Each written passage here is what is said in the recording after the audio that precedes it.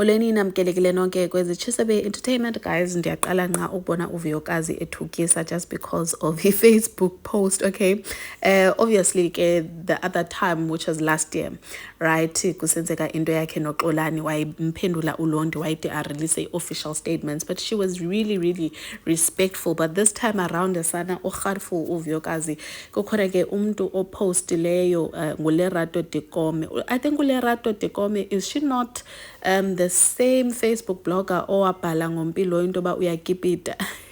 I think she is, guys. Ndiyacela nindilungise down on the comment section.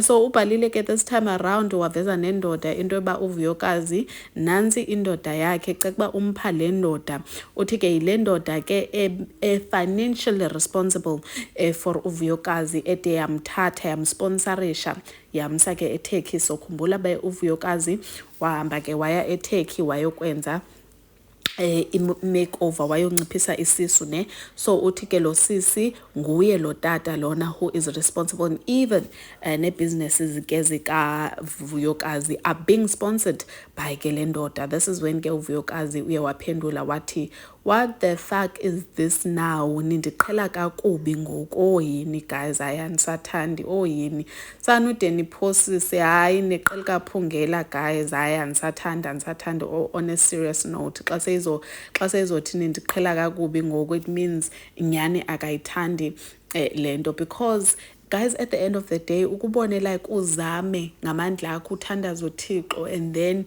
guess who gets the credit at the end of the day? Ndoda thizeni. It's even worse xa kuzoba indoda thizeni ongayaziyo ovele wayiphiwa nje ku social media. Shame. I 100% get where she is coming from. Anyways guys, siyayazi ba ingane zesithembu are back and sithenjiswe ngoba kuzoba khona umakoti.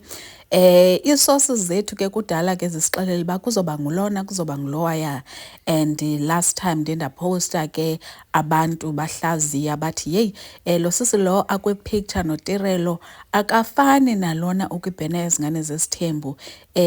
Okokuqala nje amabele akalingani. So kukhona ke once again obhalele uLady Londi othi yena uyamazi umakoti kaDJ Mpumza, uthi nangu amahle biyela uzalwa ubhuti ekazimdola lo sakaza okhosini.